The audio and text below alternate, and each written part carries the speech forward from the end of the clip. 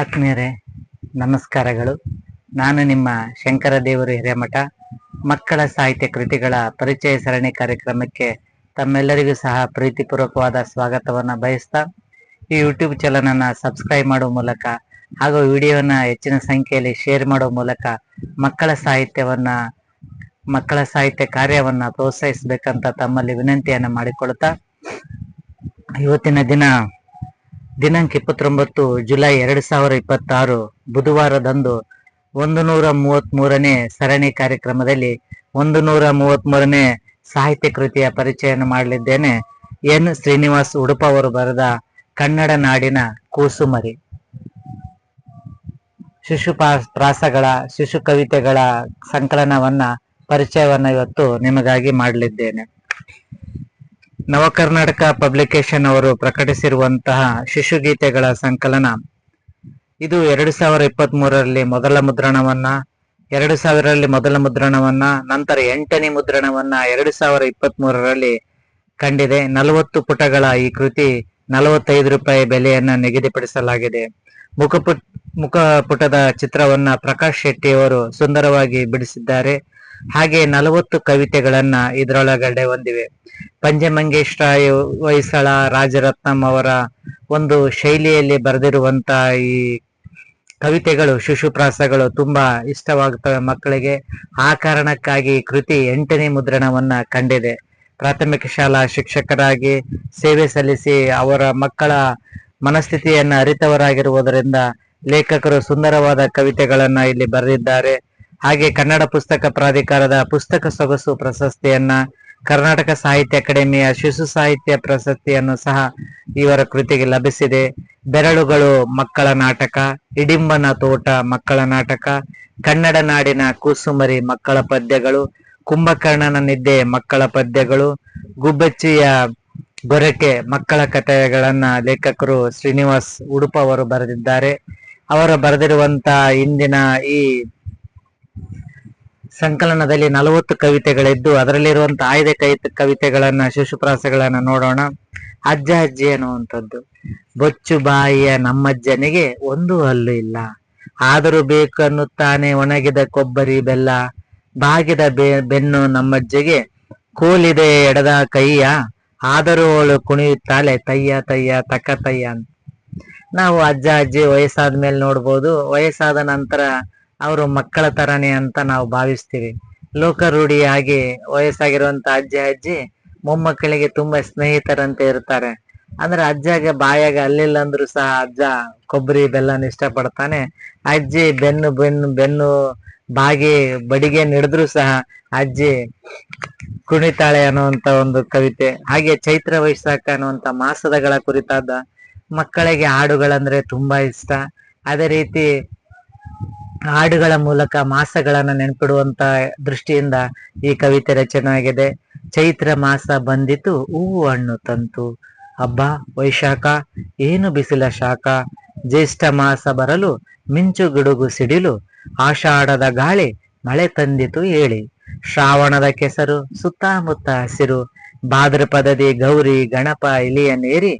ಆಶ್ವಯುಜದೆ ಶಾರದೆ ಪೂಜೆ ಮಾಡಬಾರದೆ, ಕಾರ್ತಿಕದೆ ದಿವಳಿಗೆ ಪಟಾಕಿ ಕಡುಬು ಹೋಳಿಗೆ. ಮಾರ್ಗಶಿರ ಬಂದಿತು ಸುಗ್ಗಿಯ ಹಿಗ್ಗ ತಂದಿತು,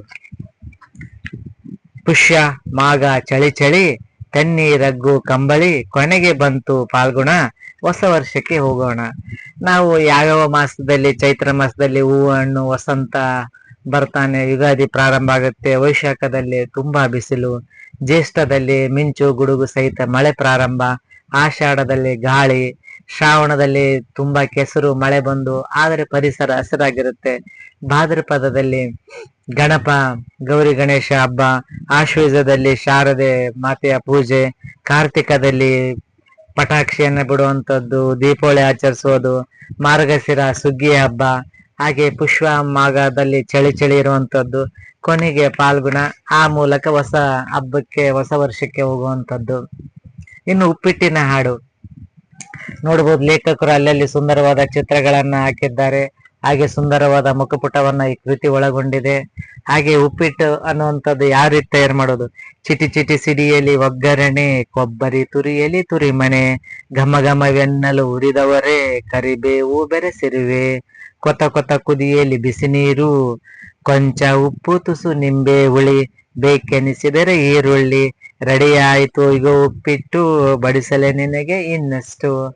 ಉಪ್ಪಿಟ್ಟನ್ನ ಯಾವ ರೀತಿ ಮಾಡುವಂಥದ್ದು, ಚಿಟಿ ಚಿಟಿ ಸಿಡಿ ಹಾಕ್ಯಂಡು ಒಗ್ಗರಣೆ ಹಾಕ್ಯಂಡು ಕೊಬ್ಬರಿ ತುರಿ ಅರ್ದು ಘಮ ಘಮ ಅನಂತ ಕರಿಬೇವನ್ನ ಹಾಕಿ ಉಪ್ಪು ತುಸು ನಿಂಬೆ ಹುಳಿ ಹಾಕಿ ಈರುಳ್ಳಿ ಹಾಕ್ಯಂಬಿಟ್ರೆ ಉಪ್ಪಿಟ್ಟು ರೆಡಿ.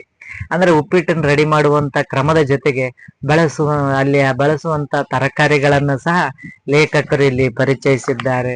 ಇನ್ನು ಚಪ್ಪಾಳೆ ತಟ್ಟು ಅನ್ನುವಂತ ಒಂದು ಕವಿತೆಯಲ್ಲಿ, ಚಪ್ಪಾಳೆ ತಟ್ಟು ಚಪ್ಪಾಳೆ ತಟ್ಟು ಅಪ್ಪ ಬರಲಿ ಮನೆಗೆ, ಅಮ್ಮನು ಸುಮ್ಮನೆ ಮಲಗಿದ್ದಾಳೆ ಊಟ ಬೇಡವೇ ನಿನಗೆ. ಚಪ್ಪಾಳೆ ತಟ್ಟು ಚಪ್ಪಾಳೆ ತಟ್ಟು ಅಪ್ಪ ಬಂದರು ಮನೆಗೆ, ಅಮ್ಮನ ಅಡುಗೆ ಘಮ ಘಮ ಎನ್ನುತ್ತಿದೆ ಎಂತ ಹಿಗ್ಗು ನಮಗೆ. ಮಗುವಿಗೆ ಅಪ್ಪ ಅಮ್ಮ ಬಂದ್ರೆ ಖುಷಿ, ಅಪ್ಪ ಕೆಲ್ಸಕ್ಕೆ ಹೋದಾಗ ಬಂದಾಗನು ಖುಷಿ. ಅಂದ್ರೆ ಏನಾರ ಬಂದಾಗ ಏನಾರ ಚಾಕ್ಲೇಟು ಏನಾರು ತರ್ತಾರ ಅನ್ನುವಂಥದ್ದು ಒಂದು ಆಸೆ. ಹಾಗೆ ಅಡಿಗೆ ಮನೆಯಲ್ಲಿ ತುಂಬಾ ಘಮ ಘಮ ಅನ್ನುವಂತ ಪರಿಮಳ ಇರುವಂತ ಅಡಿಗೆಯನ್ನ ಅಮ್ಮ ಮಾಡಿದ್ದಾಳೆ, ನನಗಂತೂ ತುಂಬಾ ಇಷ್ಟ ಅನ್ನುವಂತ ಒಂದು ಕವಿತೆ. ಹಾಗೆ ಕಟ್ಟಿರುವೆ ಅನ್ನುವಂತ ಒಂದು ಕವಿತೆ, ಕಟ್ಟಿರುವೆ ಕಟ್ಟಿರುವೆ ಎಲ್ಲಿಗಮ್ಮ ನೀ ಹೊರಟಿರುವೆ, ಗುಡ್ಡವ ಹತ್ತಿ ಕಣಿವೆಯ ನಿಲಿದು ಯಾವ ಊರಿಗೆ ನೀ ಹೊರಟಿರುವೆ, ಅಡ್ಡ ಬಂದರೆ ಯಾರೇ ಆಗಲಿ ಕಟುಂ ಎಂದು ನೀ ಕಟ್ಟಿರುವೆ ಕಚ್ಚಿರುವೆ, ಕಟ್ಟಿರುವೆ ಕಟ್ಟಿರುವೆ ಎಲ್ಲಿಗಮ್ಮ ನೀ ಹೊರಟಿರುವೆ, ಗೆಳೆಯರನ್ನೆಲ್ಲ ಎಲ್ಲೋ ಬಿಟ್ಟು ಒಂಟಿಯಾಗಿರುವೆ ಕಟ್ಟಿರುವೆ.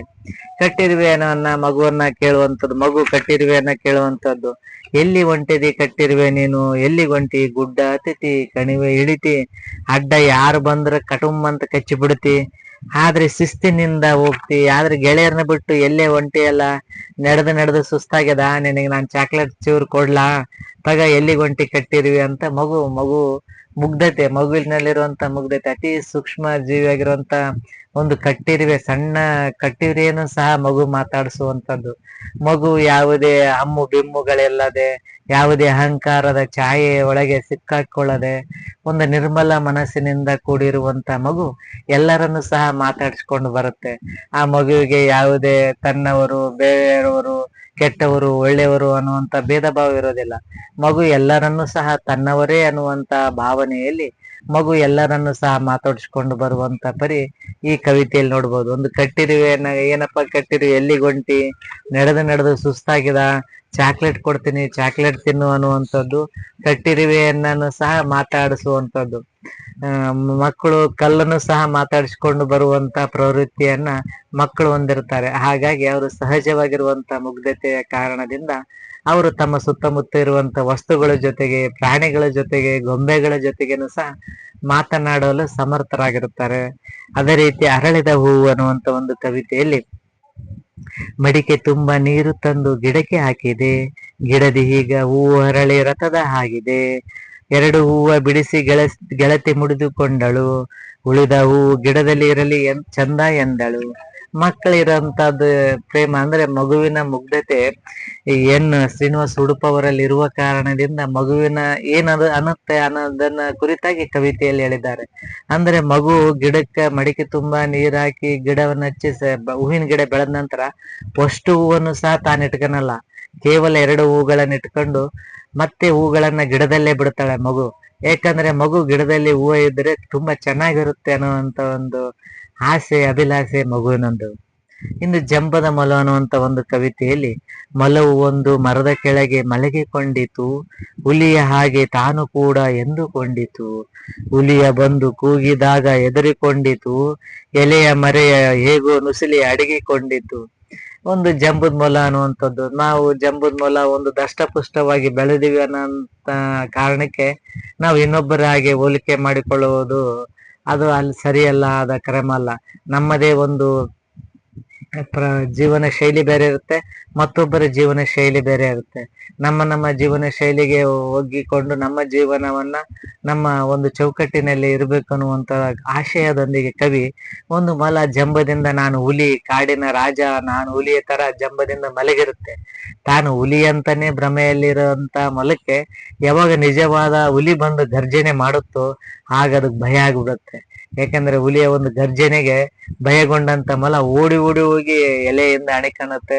ಆ ಮೂಲಕ ತನ್ನ ಪ್ರಾಣದ ರಕ್ಷಣೆಯನ್ನ ಆ ಮೊಲ ಮಾಡಿಕೊಳ್ಳುತ್ತೆ. ಕನ್ನಡ ನಾಡಿನ ಕೂಸುಮರಿ ಅನ್ನುವಂತ ಈ ಕೃತಿ ಸುಂದರವಾದ ಕೃತಿಯಾಗಿದ್ದು, ಅಷ್ಟೇ ಸುಂದರವಾದ ನಗೆಯನ್ನ ತರುವಂತಹ ಶಿಶುಪ್ರಾಸಗಳನ್ನೊಳಗೊಂಡಿರುವಂತಹ ಕವಿತೆಯಾಗಿದೆ. ಶಿಶುವಿಹಾರ ಬಾಲವಾಡಿ ತರಗತಿಯ ಪುಟಾಣಿಗಳಿಗೆ ಕನ್ನಡದ ಅಕ್ಷರಗಳು, ಅಂಕಿಗಳು, ಕಾಗುಣಿತಗಳು, ಹಾಗೆ ಪ್ರಾಣಿಗಳ ಪ್ರಪಂಚ ಹಾಗೂ ಪಕ್ಷಿಗಳ ಪ್ರಪಂಚವನ್ನ ತಿಳಿಸುವಂತ ನಿಟ್ಟಿನಲ್ಲಿ ಕನ್ನಡ ನಾಡಿನ ಕೂಸುಮರಿ ಅನ್ನುವಂತ ಕೃತಿ ತುಂಬಾ ಅರ್ಥಪೂರ್ಣವಾಗಿ ಹಾಗೂ ಸಹಾಯಕವಾಗುವಂತ, ಮಕ್ಕಳಿಗೆ ತುಂಬಾ ಅನುಕೂಲವಾಗುವಂತ ಕೃತಿಯಾಗಿದೆ. ಇಂಥ ಸಾಹಿತ್ಯ ಕೃತಿಯನ್ನ ಕೊಂಡು ಓದುವ ಮೂಲಕ ಮಕ್ಕಳ ಸಾಹಿತ್ಯ ಲೋಕವನ್ನ, ಮಕ್ಕಳ ಸಾಹಿತ್ಯವನ್ನ ಪ್ರೋತ್ಸಾಹಿಸಬೇಕು. ಹಾಗೆ ವಿದ್ಯಾರ್ಥಿಗಳಿಗೆ, ಮಕ್ಕಳಿಗೆ ಹುಟ್ಟುಹಬ್ಬ, ಶಾಲಾ ವಾರ್ಷಿಕೋತ್ಸವ, ಕ್ರೀಡಾಕೂಟ ವಿಜೇತರಾದ ಸಂದರ್ಭದಲ್ಲಿ ಇಂಥ ಸಾಹಿತ್ಯ ಕೃತಿಯನ್ನ ಅವರಿಗೆ ಉಡುಗೊರೆಯಾಗಿ ನೀಡುವ ಮೂಲಕ ಮಕ್ಕಳಲ್ಲಿ ಸಾಹಿತ್ಯದ ಓದುವ ಅಭಿರುಚಿಯನ್ನ ಬೆಳೆಸಬೇಕು. ಆ ಮೂಲಕ ಮಕ್ಕಳ ಸಾಹಿತ್ಯದ ಒಂದು ಹೆಮ್ಮರವಾಗಿ ಬೆಳೆಯೋದಕ್ಕೆ ಸಹಾಯಕಾರಿ ಆಗುವ ನಿಟ್ಟಿನಲ್ಲಿ ಪಾಲಕರು ಹಾಗೂ ಪೋಷಕರು ಶ್ರಮಿಸ್ಬೇಕಂತ ಹೇಳ್ತಾ, ಇವತ್ತಿನ ದಿನ 133ನೇ ಸಾಹಿತ್ಯ ಕೃತಿಯ ಪರಿಚಯದೊಂದಿಗೆ ಇವತ್ತಿನ ಪರಿಚಯ ಕಾರ್ಯಕ್ರಮನ ಮುಗಿಸ್ತಾ ಇದ್ದೀನಿ. ನಾಳೆ ದಿನ ಮತ್ತೊಂದು ಸಾಹಿತ್ಯ ಕೃತಿಯೊಂದಿಗೆ ನಿಮ್ಮ ಮುಂದೆ ಹಾಜರಾಗ್ತೀನಿ. ಅಲ್ಲಿವರೆಗೂ ಧನ್ಯವಾದಗಳು.